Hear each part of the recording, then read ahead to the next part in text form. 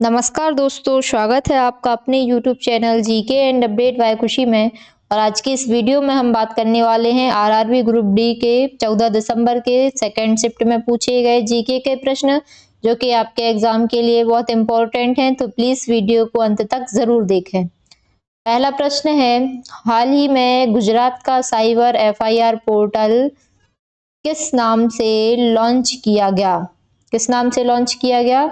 Option A है digital FIR portal, option B है cyber सुरक्षा पोर्टल, ऑप्शन सी है तेरी तुझको अर्पण पोर्टल और ऑप्शन डी है गुजरात साइबर पोर्ट हेल्प। तो अपना राइट आंसर होगा ऑप्शन नंबर सी, तेरी तुझको अर्पण पोर्टल। तेरी तुझको अर्पण पोर्टल गुजरात सरकार द्वारा शुरू किया गया है। किसके द्वारा शुरू किया गया है? गुजरात सरकार द्वारा। और यह एक डिजिटल प्लेटफॉर्म है। इसका उद्देश्य है साइबर अपराधों की रिपोर्टिंग को सरल और तेज बनाना। और इस पोर्टल के माध्यम से कोई भी नागरिक FIR ऑनलाइन साइबर दर्ज करा सकता है, जिससे पुलिस क्या करेगी? तेजी से कार्रवाई करती है। और यह पोर्टल साइबर फ्रॉड, ऑनलाइन ठगी और डिजिटल अपराधों से निपटने में सहायक है। कौन सा पोर्टल? तेरी तुझको अर्पण पोर्टल। और इसमें E-गवर्नेंस और डिजिटल इंडिया मिशन जुड़े हुए हैं, जो समय समय पर कागजी प्रक्रिया की बचत करता है। नेक्स्ट क्वेश्चन है, पिनाका मिसाइल की रेंज क्या है? ऑप्शन ए है 20 से 30 किलोमीटर, ऑप्शन बी है 40 से 75 किलोमीटर, ऑप्शन सी है 100 से 120 किलोमीटर, ऑप्शन डी है 150 किलोमीटर। तो राइट आंसर होगा ऑप्शन नंबर बी, 40 से 75 किलोमीटर पिनाका मिसाइल की रेंज है। पिनाका एक स्वदेशी multi barrel rocket launcher system है, जिसका उपयोग भारतीय सेना द्वारा किया जाता है। किसके द्वारा किया जाता है? भारतीय सेना द्वारा उपयोग किया जाता है। और इसकी रेंज अलग अलग संस्करणों पर निर्भर करती है, जिससे यह विभिन्न युद्ध परिस्थितियों में उपयोगी बनती है। DRDO द्वारा यह विकसित की गई है। पिनाका MK1 की रेंज कितनी है? 40 किलोमीटर। और पिनाका MK2 की रेंज कितनी है?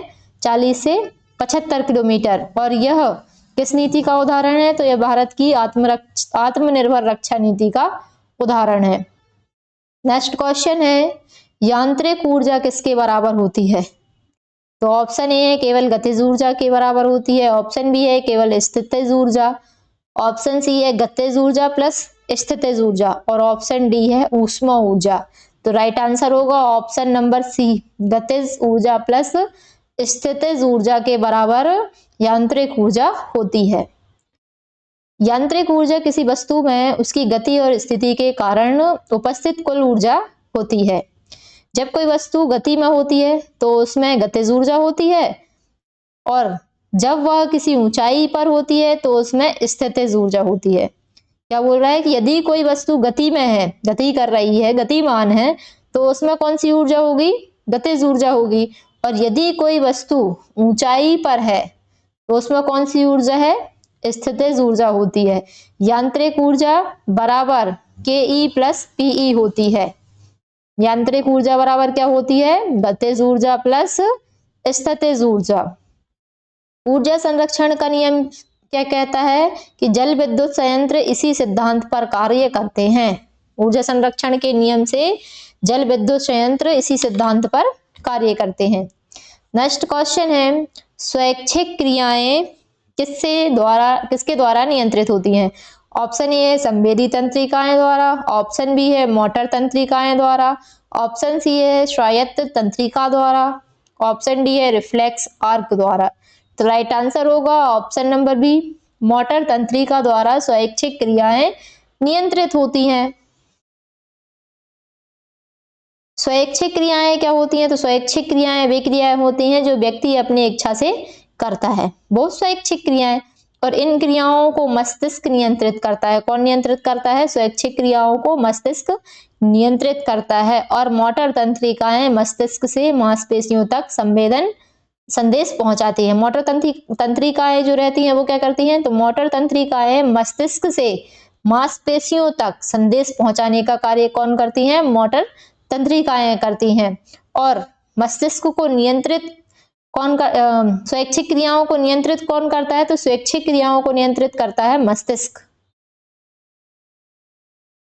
यह सोमैटिक नर्वस सिस्टम का भाग है। किसका भाग है? सोमैटिक नर्वस सिस्टम का भाग है। चलना, बोलना, लिखना इसके उदाहरण है। किसके? स्वैच्छिक क्रियाओं के। और अनैच्छिक क्रियाएं कौन सी होती हैं? ऑटोनोमिक नर्वस सिस्टम से नियंत्रित होती हैं अनैच्छिक क्रियाएं। नेक्स्ट क्वेश्चन है, AQI के अनुसार 2024-25 में भारत का सबसे प्रदूषित शहर कौन सा है? Option A Delhi, option B Kanpur, option C Byrnihat, option D Patna. तो राइट आंसर होगा option number C Byrnihat. Byrnihat AQI के अनुसार सबसे प्रदूषित शहर है।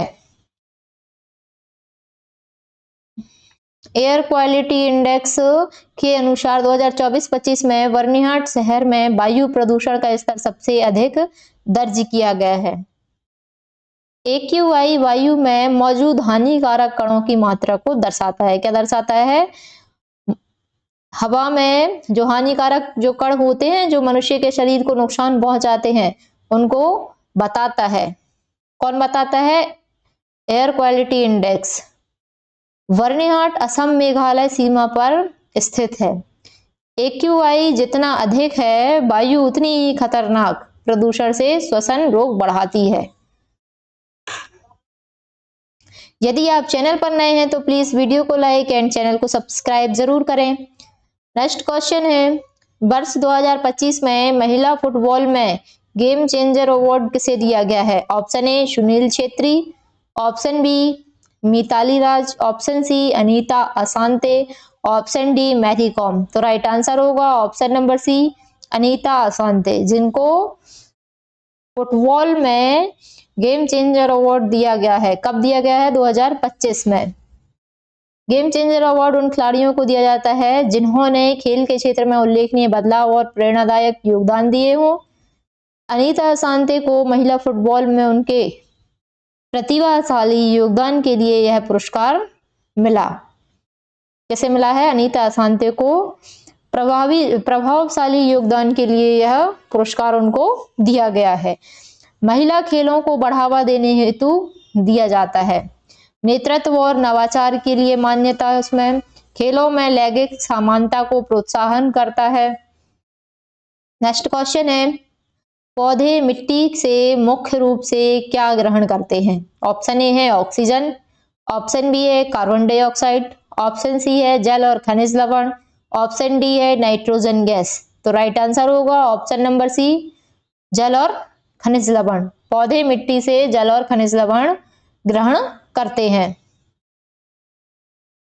पौधे अपनी जड़ों के माध्यम से मिट्टी से जल और खनिज लवण ग्रहण करते हैं और ये पदार्थ पौधे की वृद्धि, पोषण और प्रकाश संश्लेषण के लिए आवश्यक होते हैं।